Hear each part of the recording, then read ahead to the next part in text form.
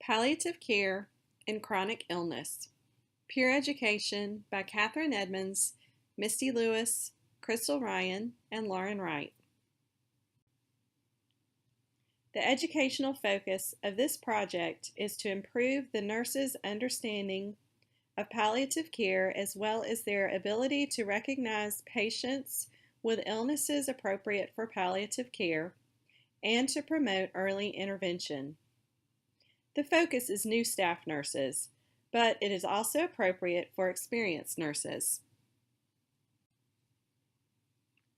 The goals and objectives for this project are that nurses receiving this training will verbalize understanding of how palliative care differs from hospice care, will identify 3 main goals of palliative care, and will verbalize understanding of the nursing role in palliative care.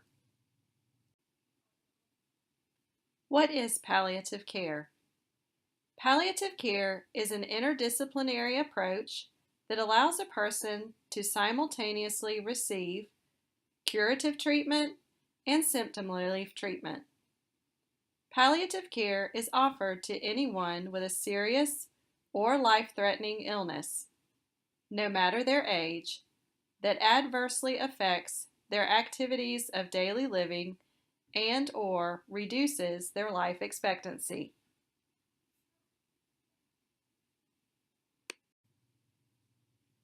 The World Health Organization defines palliative care as an approach that improves the quality of life of patients and their families facing the problems associated with life-threatening illness through the prevention and relief of suffering by means of early identification and impeccable assessment and treatment of pain and other problems, physical, psychosocial, and spiritual.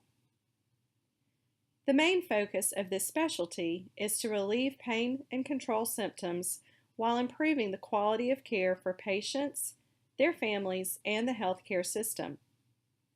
It is holistic, patient-centered, comprehensive, and multidimensional.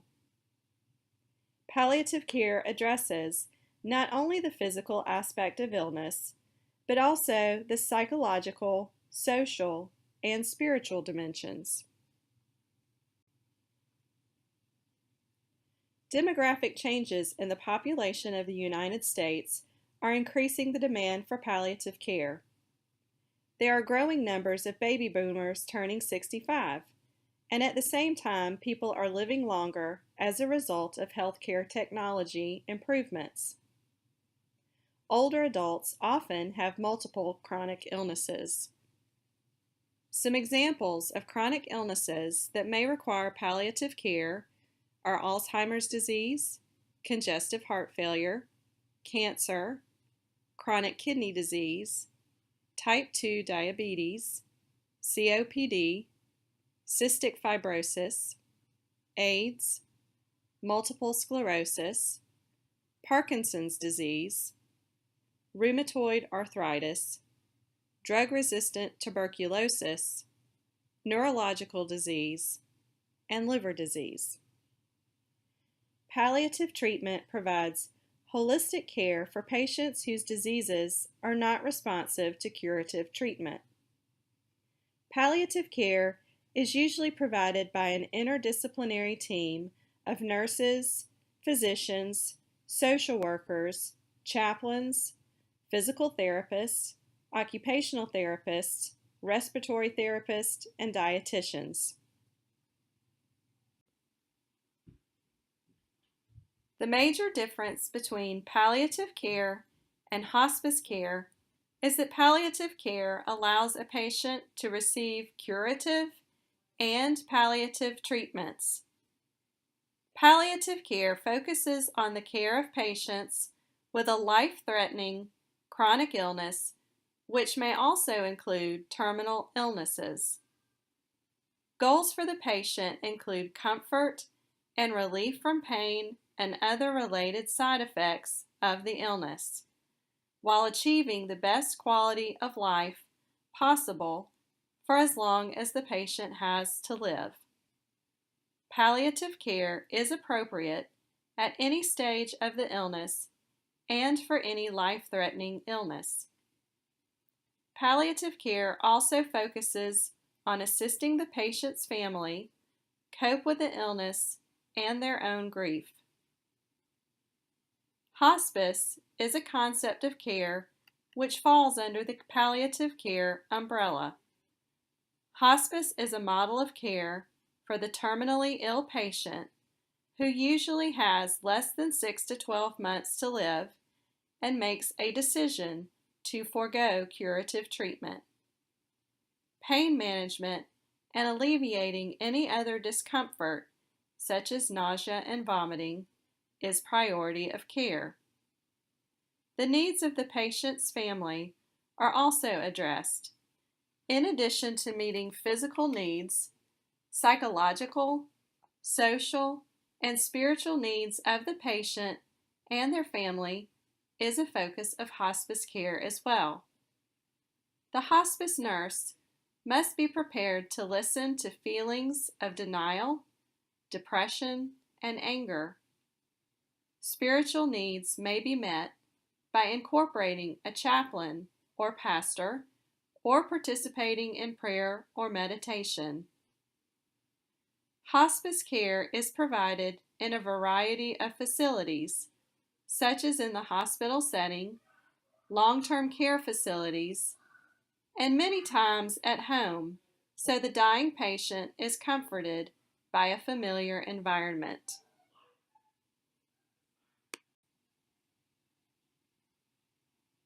Goals of care are patient-specific and patient-driven, realistic, related to life expectancy, determined by care setting, and individualistic.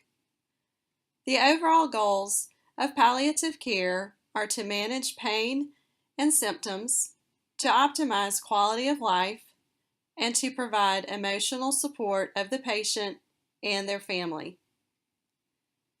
Palliative treatments include very aggressive therapies that are utilized to control pain and other distressing symptoms. These therapies will not change the course of the condition, but the intent is to relieve the pain or discomfort. Palliative care nursing involves ongoing communication with the patient and their family, including end-of-life preferences. The nurse should assess family dynamics like decision-making patterns, patient and family perceptions about the illness, economic security, living arrangements, legal concerns, transportation options, home modifications, and needs for equipment. The nurse, along with the interdisciplinary team, will explore other patient concerns, including depression, anxiety, and acceptance of condition. The patient and their family often have questions regarding how they will pay for treatments or medications. Some patients may seek alternative or complementary medicine. The nurse should anticipate questions about the meaning of life and spirituality or religion.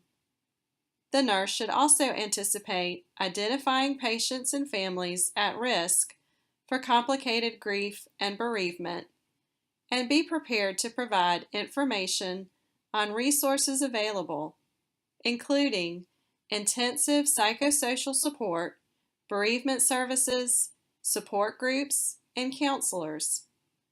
Each patient and family has a unique social structure. Understanding the social fabric promotes coping and enhances quality of care.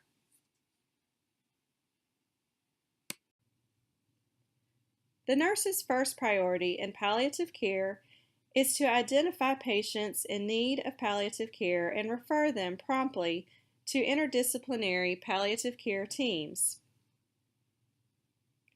The palliative care nurse's role is to determine the goals of the patient and their family with regards to managing their illness, comfort and pain relief measures, and working with the interdisciplinary team to optimize support, coping, and coordination of care. To meet patient and family needs, the nurse should exercise excellent teaching skills, flexibility, compassion, cultural competence, and adaptability. The nurse should listen to the concerns of the patient and their family and be a source of comfort through empathy while being physically present. Nursing interventions include assessing psychological needs and promoting adjustments to the physical condition or illness. Regular ongoing assessment of psychological reactions related to the illness, like coping strategies, stress, and anticipatory grieving, are all important observations to be made as a nurse. Additionally, it will be vital to educate the patient and family members about the disease or condition, including symptoms, treatments, side effects, caregiving needs, and decision-making capacity.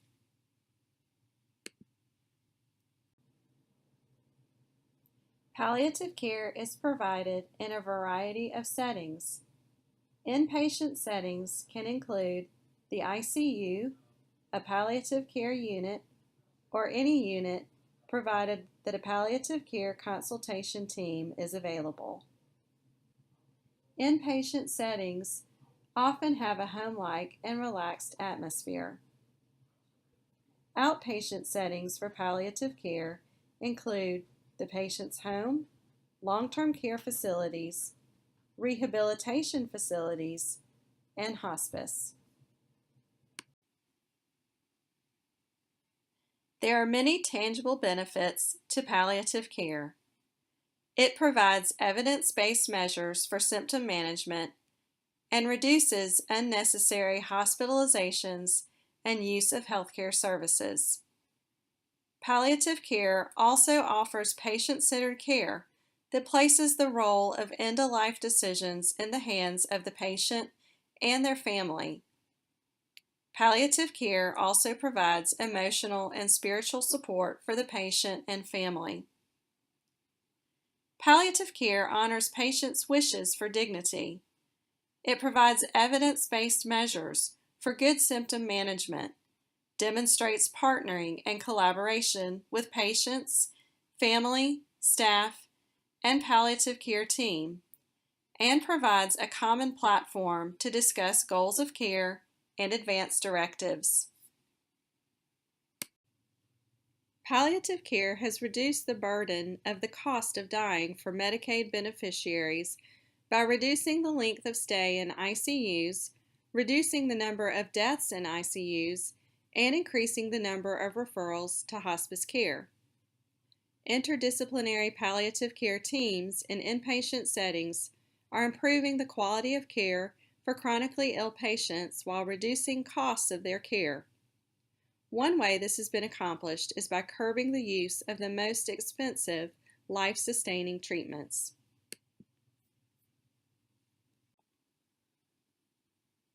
Some barriers to palliative care include the transition in nursing perspective from curing to caring, denial of death to acceptance of death as a natural process, failure to acknowledge the limitations of critical care therapies, having unattainable treatment goals, and physicians, nurses, and other disciplines working in silos rather than patient-centered teams. Other barriers can include limited or non-existent training for health professionals and lack of awareness among policymakers about what palliative care is and the benefits it can offer. Some cultural and social barriers include differing beliefs about death and dying. Another barrier is misconceptions about palliative care, such as that it is only for patients with cancer, or for the last weeks of life, or that improving access to opioid analgesics will lead to increased substance abuse. Any and all of these barriers can delay a patient's referral to palliative care.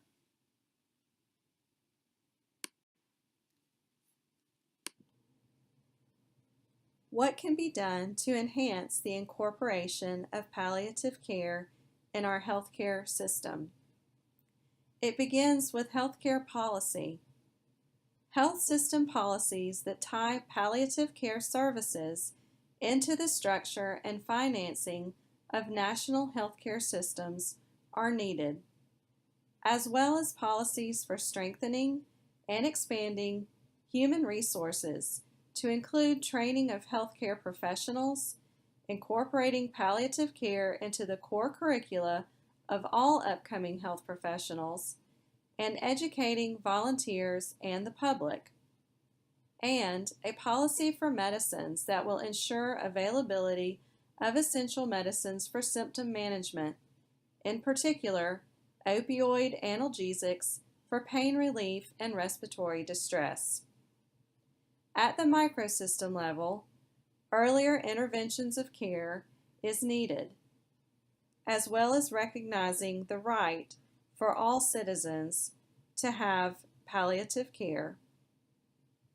Finally, the support of doctors, clinicians, family, and the community will maintain the advancement of this much-needed model of care in the future.